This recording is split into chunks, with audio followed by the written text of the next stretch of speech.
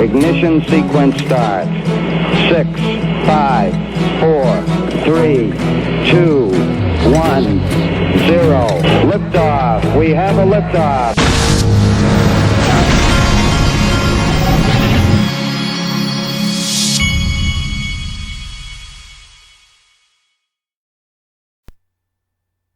Hey everybody, this is the Digital Asset Investor, and people are starting to figure all of this out. They are starting to realize what many of us have realized for the last 2 years, that this digital asset space and XRP and Ripple and all of this is a much larger deal than anybody has ever realized. And I think people are finally starting to lock on to what's really going on here. By the end of this video, I'm going to show you yet another video that'll blow your mind. Okay. And a part of people coming in mass into this space, you're going to be dealing with a lot of bad guys too. And that's why I keep telling you that to get a virtual private network, it's this software right here. They're doing a 7-day trial for 99 cents. This is in the description of every video I do. It's called Pure VPN. You download the software and then all of a sudden it masks where you are on the internet from.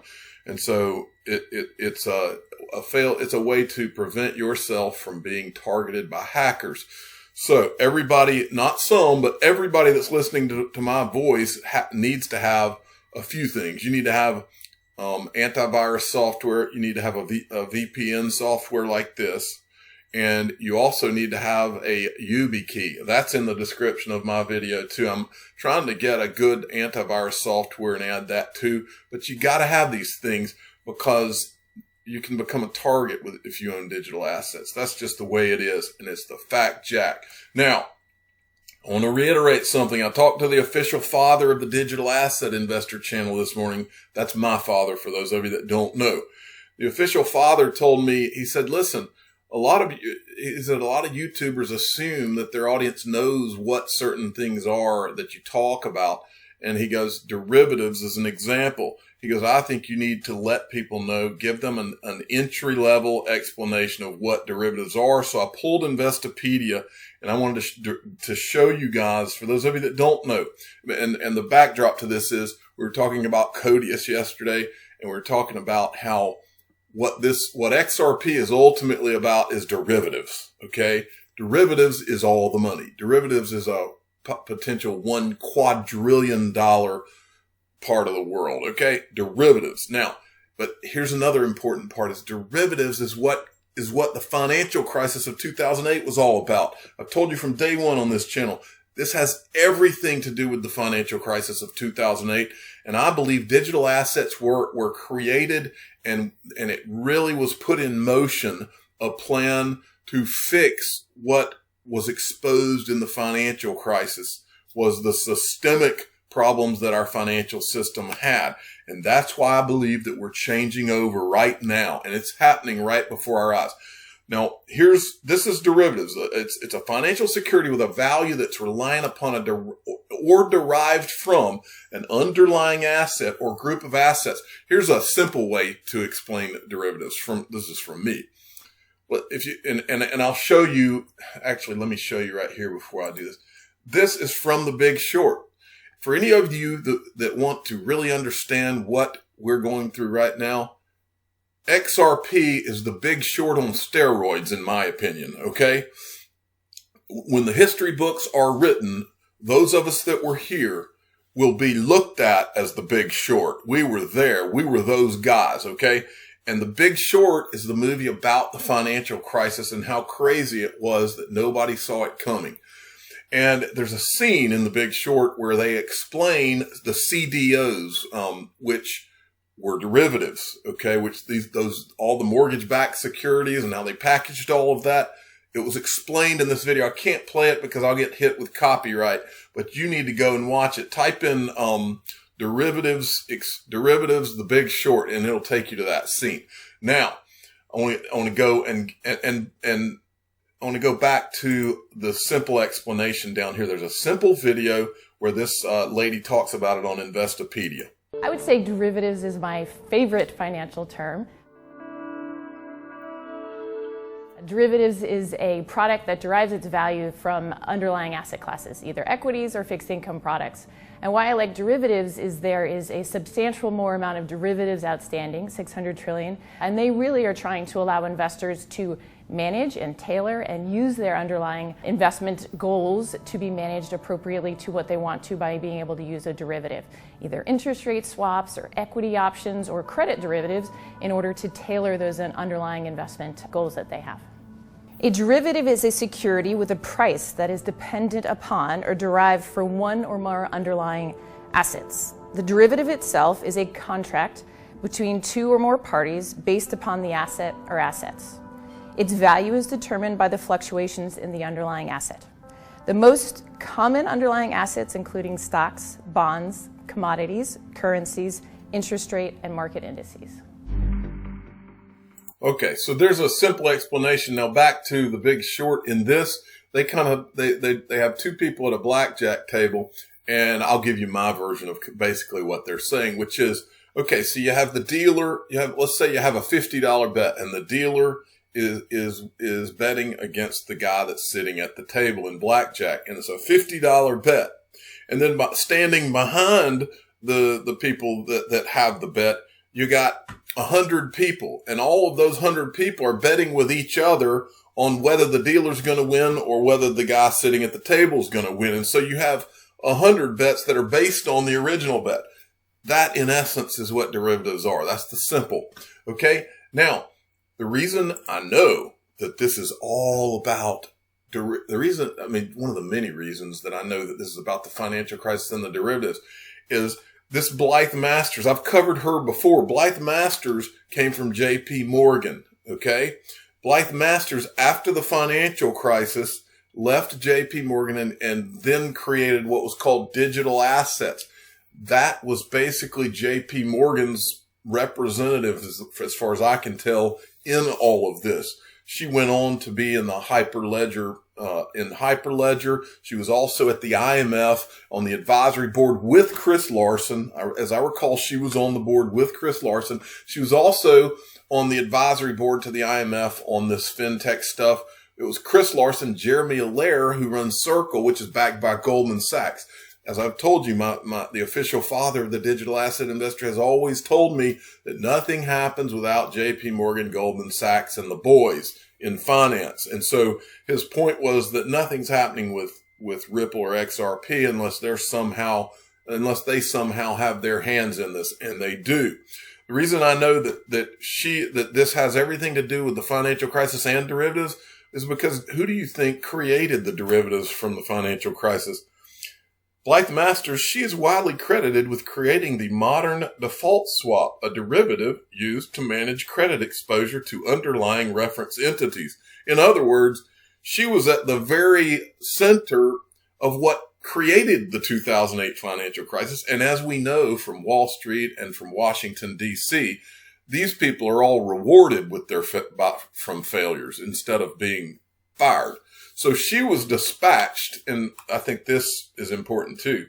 She's on the International Advisory Board of Santander Group, which is one of Ripple's partners, Banco Santander, right? All right. And then there was this. This is Brianna Madigan. I Am Legion replied to my video from yesterday, and he said, just to add to your great video, I Am Legion adds this from Brianna Madigan, who left Goldman Sachs, by the way, to go to Ripple. This is what she said in one of Ripple's drops. Derivatives markets start to explode in 2020 and beyond. I wouldn't be surprised if we saw the derivatives markets outpace spot by 2x by the end of 2020. Derivatives markets start to explode in 2020 and beyond. I wouldn't be surprised if we saw the derivatives markets outpace spot by 2x by the end of 2020. That's the same thing that the guy in the article that I read to you on this channel yesterday said, that the derivatives are going to outpace the spot market. Okay, and then you have this from Esoteric XRP. Anyone wondering if Flare is a temporary backup for Codius? There's a quantity of liability with Ethereum. And yes, Codius has been quiet, but so has Polysign. And then he says, Codius update, XRP Codius update. Good news, Codius is definitely alive. Developers are active with recent updates on GitHub. Big thanks to this person, not Helen, and Rob Licker, who's a good guy. I know Rob. And this is the Codius GitHub they were drawing the attention to. Now, H-Bar Bull sent me this. Shaco the Recto Doggo. Remember when Ripple said that they were just focusing on cross-border payments, and now you see that they are having another token called Spark to work with smart contracts. Open your eyes, Moranos. XRP's deal is done already. Next project now. Just waiting for the green light. Ken Curson, Jared Kushner, that's his buddy. Ken Curson's on Ripple's board of directors. There's Steve Mnuchin with Craig Phillips. Craig Phillips is on Ripple's board of directors. There's the Trump administration considers an old friend, Ken Curson from the New York Times. Ripple welcomes Ken Curson. And then I needed to show you this was an awesome tweet I saw yesterday from Link2. Pre-IPO, Ripple's last funding round in December 2019 valued the stock at $61.49 per share. Limited Ripple SPVs available now at $30. Visit link2.com or download our app details. Link2, private investing made simple. And they tweeted this. Look at this. These are they're on their 14th series because they keep selling out their Ripple shares on Link2. And now they're on their 14th one. And look at what has happened to the share prices of Ripple. And the point here is that it's still at half the price of what they were valued at in 2019. I love what this company's doing. And apparently, this is hilarious what I'm about to show you. This made me laugh out loud today because XRP, the Standard Productions, does a parody coil blog and also has a Twitter thing. And you need to give him a follow here on Coil. Game changer. Link2 offers shares of XRP production stock right here. He says, becoming the latest unicorn to be added to the exciting new investment platform. Crypto news company XRP, the Standard Productions, was added to Link2 Thursday to allow accredited investors the unique ability to purchase digital pre-IPO stocks. We finally got them, said Link2 CEO and co-founder Bill Saris of the private news outlet, who most recently reported a market valuation of $2.3 billion. I had no idea that XRP, the Standard Productions, was now worth $2.3 billion. This world is getting crazy. No, look, folks, this is a parody website, but the guy is freaking hilarious. And I thought this was just classic. A parody coil blog that's now valued at $2.3 billion and has been added to Link2. Great stuff. Anytime that XRP, the Standard Productions, makes me laugh out loud, I have to cover it here. All right. Now I want to go back to what I decided I would do in the rest of this video. And I am going to show you at the end of this video a piece of video that'll blow your mind. But I want to go for those we've got so many new people coming in here. And I want any of you who are new, I want you to take this video and show it to all of your friends and family and say, listen, to quote Naveen Gupta, who works at Ripple, Ripple is not an ordinary company. I said it to Greg Kidd too. I said, the reason I have been able to cover one company and one digital asset for over 2 years because I can't get away from this idea. Ripple is not an ordinary company. This is not just some Silicon Valley startup. I want you to listen to what this guy says. I've got a series of video clips and I will tie them in as best I can. This guy right here is in the group of 30. Okay, and I can tie him to Ripple too. I mentioned in his presentation about country platforms. Very interesting. It was a proposal that was agreed to by the US, by China, by Japan, by the Europeans, and by almost everyone in the emerging world. It was a proposal that involves everyone making some adjustments because it was about a level playing field of global, regional, and bilateral actors in each developing country. And the common interest they all have is that it will enable them to mobilize a lot more private capital. And if you mobilize a lot more private capital, each of you is more likely to succeed in your own bridge or railway line or power station. XRP wants to be the bridge currency to the world. All right, I've got several videos I'm going to show you. Now, this is Larry Fink from Blackrock. And remember, two things. The first thing is that Blackrock is one of two companies. Blackrock and BNY Mellon were the two companies during the financial crisis that were chosen as being systemically strong enough to help the U.S. government through that financial crisis. And the question I've always asked is, if they trusted them to help them through the financial crisis, then wouldn't they be the two companies that they turned to solve the problems that were realized in the financial crisis over the next 10 years? Those next 10 years being the 10 that preceded now, right? So then BlackRock, and the other thing you need to know about BlackRock is who heads their digital assets division. That is Robbie Mitchnick. And where did he leave? Ripple. Listen to what Larry Fink says. Once it's a true reality, it changes how everything is done. We are a huge believer of the eventuality of a digital-based currency. It obviously will reduce all money laundering, and so if it's done well, it would certainly save a lot of money expenses if we had a global digitized system for all financial transactions. And so we're investing in different components of that. We're spending a great deal of time on it, but we don't believe it'll be a reality for a number of years. He said that in 2017. Here's Judy Shelton on fintech innovation. Rival nations are working very diligently to have an alternative to the dollar. And while they can't beat us as a currency, they can add features because there is a demand for digital access to banking services, to payments.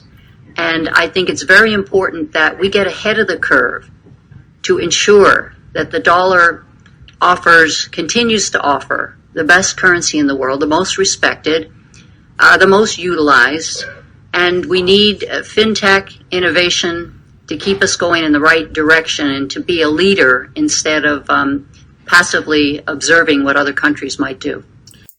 All right. Here's Trump. It would be very hard to do, but boy, would it be wonderful. We'd have a standard on which to base our money. I do believe in getting back to a standard. We can't get there overnight. There are a couple of ways to get there. So as much as I would like to overnight get back to the gold standard, we can't get there. We have to get there in phases, and that's the direction that I... Remember when Trump was on stage and he was talking to Steve Mnuchin, and I think he said, phase 2, Steve, phase 2, or something like that. That's what that reminded me of. And then there was this from Judy. This is returning, but more of a back to the future. Okay. I think that what a gold standard stands for is monetary discipline for its own sake. That is, if money is supposed to be a unit of account and a reliable measure and a dependable store of value, it really shouldn't be subject to who's the chairman of the Federal Reserve. And I think that money needs to be stable and provide the foundation for productive economic growth. And when money is just a variable that financial markets toss around, or it's part of a derivatives formula, or it's part of someone speculating on currencies, it's not serving the private sector in the sense of providing that reliable unit of account so you can make plans. And under a gold standard, you did have that stability, and I think that's what's missing. And so I like the idea of a gold standard. I mean, it could be used in a very cryptocurrency way. The point is, do you have a unified money system so that when you talk about the international marketplace, everyone is playing on a level monetary playing field? And it's very important to have a rules-based approach. And that's why I'm advocating that we need to look at the virtues of a gold standard and try to come up with something much closer to matching those. And then I think we would have more solid economic. All right. And then there was this. 1940 trading order really traces back to 1944 and an agreement by 44 nations that they would not devalue their currencies. that we would have a stable currency platform so that you could really uphold free trade and that capital would flow to its best use. To me, the irony today is that the IMF often advocates its recipient countries that they should devalue their currencies, that they could then be more competitive. But I think competitive depreciation is not competitive.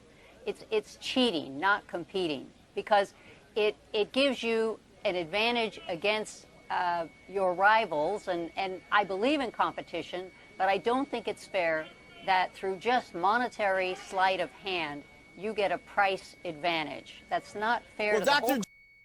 So, like a modern Bancorp coin, as John Maynard Keynes proposed in 1944 at Bretton Woods, Keynes' plan was not taken. Instead of national currency, the dollar becomes the global standard with the White plan. So basically, that was Keynes' plan, is to have a Bancorp coin back in when they did Bretton Woods. Well, my son could draw you a picture, but how many of these people have we seen talking about a new Bretton Woods? They're literally salivating on themselves about having the next Bretton Woods. I showed a clip, I believe, yesterday, and I also and it was in Jim Rickard's book.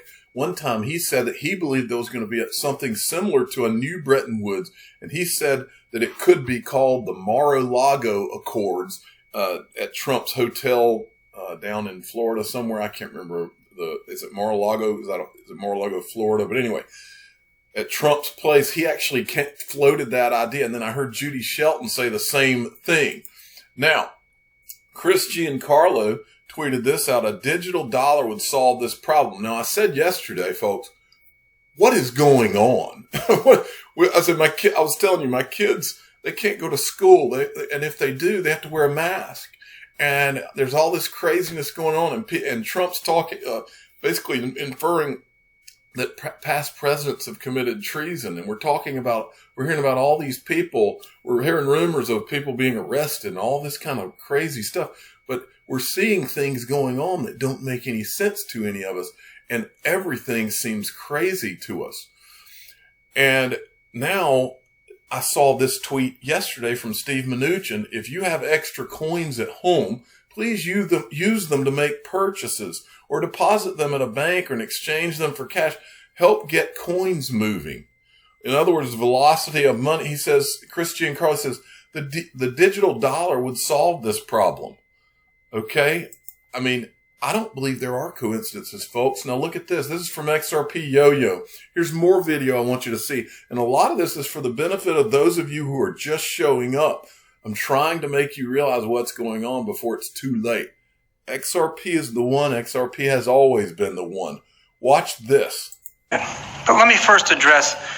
By the way, this is David Lipton, who's one of the head people at the IMF. From the United States, I think. Different dimension of technological change, innovation in financial services. What we call fintech offers the potential to significantly increase efficiency and transparency in the financial sector. It poses challenges for established players and regulators who are trying to deal with sources of risk. There are some very real downsides to financial services technological change, including threats from cyber attacks and cyber criminals. Yet I think we're on the cusp of a substantial transformation that could bring enormous benefits. By fostering competition, we can help reorient the financial services industry closer to, we can reorient the financial services industry to better serve the real economy and to foster job creation. Look at fintech's capacity to end financial exclusion for the 1.7 billion people in developing countries who have no access to banking. Much has been said already about the impact of fintech on mobile banking in Africa, a continent that needs to create 20 million jobs a year in decades to come just to deal with its population growth. That's why, together with the World Bank, we developed the Bali FinTech Agenda, which was a framework to help our members take advantage of innovation, but also cope with the new risks that come with that. One aspect of relevance today is the nascent development of central bank digital currencies and the possible emergence of privately backed stablecoins for digital payments. This was highlighted in the recent attention that's been drawn to Facebook's and others' proposals for what they call the Libra coin. These new instruments aim to do for transactions what the internet has done for information, which is to make transactions instantaneous, secure, and nearly free. Yesterday, we published a new paper that highlights the benefits, risks, and regulatory. Yeah, what did it sound like he was describing? And here's another clip. The hubs of economic activity will shift over the coming decades. New financial centers will grow in importance. New reserve currencies may well emerge. Throughout all of that, it's our duty to maintain an international monetary system stable and robust enough to facilitate economic adjustments accompanying these transitions. Free trade, flexible exchange rates, and non-disruptive capital flow movements are essential ingredients for a thriving global economy. That's why the role of multilateral institutions, and including especially even the IMF, is likely to be more relevant than ever. All right, and then you have this one. From communism, and enabled many of those countries finally to join the IMF. And how we've addressed what Michel Camdessus dubbed the 21st century crises, those that arose from the explosion of cross-border flows.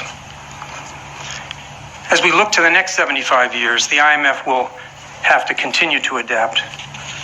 I think that's actually underway. Let's consider what we may face in the coming decades. First, how shifting economic and financial power will affect the role of the fund.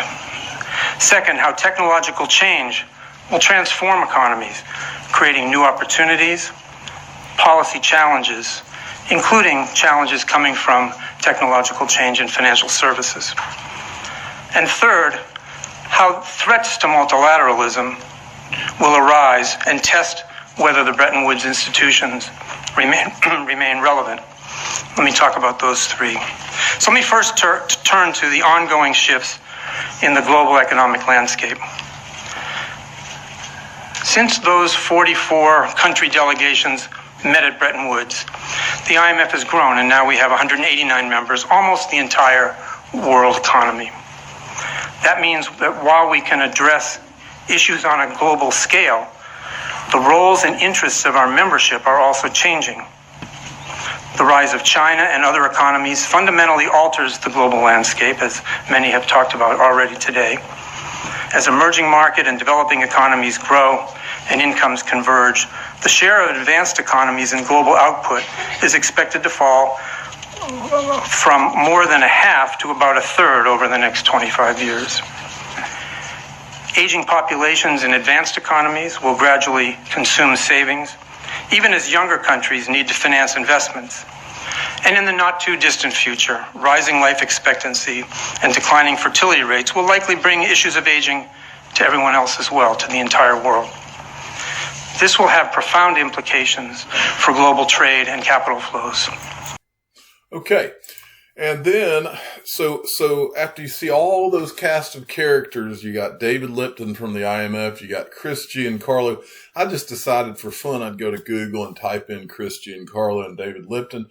So this popped up, Professor Chris Brummer. Now remember, Chris Brummer is the professor at Georgetown in Washington, D.C. And every time they have the D.C. FinTech Week, we've seen Brad Garlinghouse there. We've seen Chris Giancarlo there. We see all these guys that are all tied into all of this there. And so I just wanted, just for giggles, did a search and this popped up. So it says, who are some of the key participants? CFTC Chairman Chris Giancarlo. All right. Now remember, Chris Giancarlo runs the Digital Dollar Project and also works for a law firm who represents Ripple. Craig Phillips is there. Counsel to Secretary of Treasury. He happens to be on the Ripple Board of Directors. And then you have David Lipton from the International Monetary Fund. You also have Joseph Otting, the comptroller of the currency. Now, he was the comptroller of the currency and basically just stepped down so that Brian Brooks could come in from Coinbase to be the OCC head.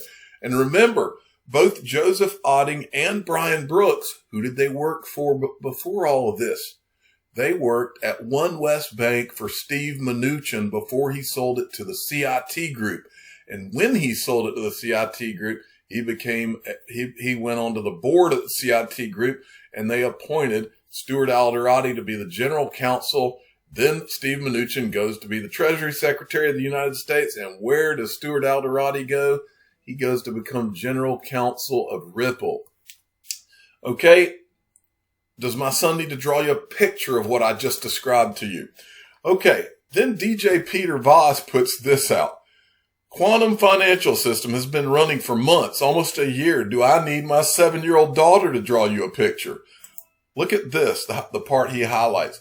The little known truth is the quantum financial system has been running parallel to the central banking system for many months, if not more than a year, and has countered many hacking attempts to steal funds by the cabal. The result being that many bankers have been caught red-handed with illegal money transfers and have consequently been arrested. Then he sent me this one. Now, if we discuss about the quantum financial system and its interrelation to blockchain and the future of banking, then we came to know that QFS is dealing in blockchain, shared ledgers, distributed ledgers, cryptocurrencies, virtual currencies, and digital currencies. QFS is stored and operate in satellite-based servers based on quantum computing. The reason is quantum computing is more secure and advanced because of its pattern of processing. So basically when I hear this is interesting to me. This right here, QFS is stored and operated on satellite-based servers. Now, I've always described to you folks that what I envision, like we know that the SEC is running a node on the XRP ledger. We know Brad Garlinghouse said that Kahina Van Dyke, there would be a node at Standard Chartered. She would be a node away at Standard Chartered Bank. I believe, based on what I'm seeing here, I believe that there are going to be nodes that are being run on satellites in space too as a part of all this. I believe that that's what this is all about, is having nodes across the world in all countries. Nobody has to trust each other then. I mean, this would literally prevent world wars, folks, because if there's nodes on servers around the world and even on satellites being run, the countries of the world don't have to trust each. That's why this is so world changing. Nobody has to trust each other anymore because money that's being moved around if the nodes don't agree, then it doesn't happen. Nobody has to trust nobody has to trust each other. It doesn't matter if Russia doesn't trust the United States or China doesn't trust Russia or whatever. It's a new world. It's a new world order. Now, let me show you the piece of video that I think is going to blow your mind. I'm sorry this video went longer, but I think it'll be worth it. Manager turned around to him in passing conversation. He didn't ask for this information. He was in passing conversation. He said, yeah, we've got a lot of clients now moving a large amount of money from their bank accounts into wealth management companies. And I said, really? And he said, yeah, we think the banks might be about done in September. And I said, what about like people like me? And he went, oh, no, there's people but you with like a few quid in the bank. You're fine. It's the big ones, the big fish, the large amounts of money that have to move it. So interesting, Charlie. Well, I know that with the business I'm in, I've never been so busy moving money around. People are getting it out of the banks rapidly because I think the general consensus is a number of the banks will cease to exist by the end of this year, beginning of next year. But the quantum financial system is there to replace the SWIFT system. The SWIFT system is linked into the Federal Reserve. It's run. Who is the one company in the last 10 years that you have heard make the bold claim that they were here to replace the SWIFT system? There's only one. It is Ripple. By the deep state. But the new quantum financial system, it's got a number of different names. It's a digital system for moving money around. It's a real-time system. The fundamentals are are linked to blockchain. They're using the blockchain system, which Bitcoin and Ethereum or what have you are using. So we know for a fact that the system is actually being run alongside the old system right now as we speak. We know that. And there's a very simple reason we know that is the people in the financial markets that we're talking to in America are starting from this week, just started, to notice the USNs appeared rather than the USD. And the USN is the currency, the digital US dollar. The USN? So it's a US note. So from the public's point of view, they won't notice the difference. The only difference they'll notice is a new US dollar bill will come in time. But from a banking perspective, we'll be moving from the old fiat currency, which is not rolled back, across to the quantum financial system, which has actually got another name that Trump called it the other day. But in his tweets, if you read between the lines, he's talking about going to the golden age. And that tells you we're going to a currency backed by gold. For those people who are aware about what he's saying and the information we're getting, we're told in advance what he's likely to say. And then when he does say it, it's always very rewarding that he comes out with this information referring to a golden age, etc. It's very cryptic, but we're now moving and we're starting to see hard evidence. When I started talking about this 16 weeks ago, when we started it, Lee, everyone thought I was absolutely potty. Right. Same with you. Yeah. Didn't they? And I found out last week, Charlie, Vietnamese dong had gone up 5 pence, which is massive. Yeah. There's things happening. There's a lot of things happening. And Lee and I are not the messiahs by any sense of the imagination, but we're guys that are seeking out to find the truth. And not one person at the moment, apart from Donald Trump, has got the truth. We're just picking up on whatever we can pick up on. And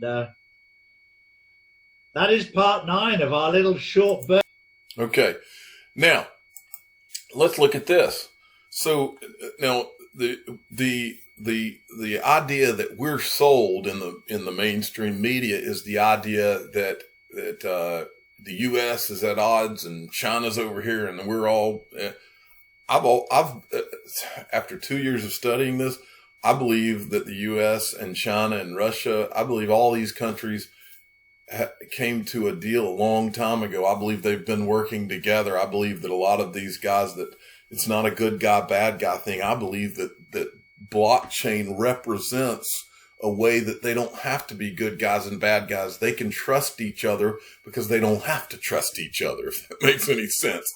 Now look at this tweet. This is from October 28, 2019 by Mac Attack. Russia, China, and India to set up alternative to SWIFT payment system to connect 3 billion people. Do you think China plans to bring in a quantum financial system with XRP to provide global liquidity? And then this is the graphic I showed you yesterday. So I decided to go type in quantum financial system China. I didn't type in XRP. I typed in quantum financial system China. I'll do the search again right here in front of you. This is what came up. Second result. The second result that comes up is the quantum financial system is live and XRP provides global liquidity ? The first link, this is from 9 months ago, is this link right here. When you click on this link, nothing happens. It goes to nothing. You don't get any, there is no article. So I guess it's been removed. Then I'm reminded of this from August 28th, 2017. Ripple. This is from Ripple's Twitter feed. Ripple welcomed China's central bank, industry, and academic leaders to Ripple headquarters to discuss the latest blockchain trends. And then you'll see down here where I Am Legion says it's not one or two central banks, it's them all. And he's got the SIA. We are honored to have been chosen by 15 central banks across Europe, Africa, and the Middle East, and Oceania that rely on SIA's technologies to develop their financial infrastructures. SIA, an R3 partner to accelerate adoption of blockchain applications by 600 banks and corporates. R3 launches Universal Settler application to facilitate cross-border payments on Corda. XRP, the first settlement mechanism. Folks, I'm gonna end this video by asking you one question. In your entire life, because I'll tell you in my entire life I have not. In your entire life, Have you ever heard of any company, startup, public, or otherwise, who had a China central bank delegation come to their offices? Ever? Have you ever heard of that? I have not. I'm going to finish this video by reminding you, I'm getting reports left and right now. I'm actually just joking, but I'm getting reports left and right now about people that are being made fun of by their friends and family because they're not on the Digital Asset Investor newsletter. You can keep yourself and your family members from being laughed at, picked on, made fun of for not being on the Digital Asset Investor newsletter. All you have to do is click, it's in the description of all my videos, click on the link and you can go and enter your name and email address and be on the newsletter. You can be a part of it so that you're not picked on or made fun of about not finding out what the digital asset investor is invested in every month. I'm the digital asset investor. I'm not an investment advisor. This is for entertainment purposes only. Please subscribe. Hit the like button. Tell your friends and family to come watch this video because I believe it's all laid out here. Thanks for listening.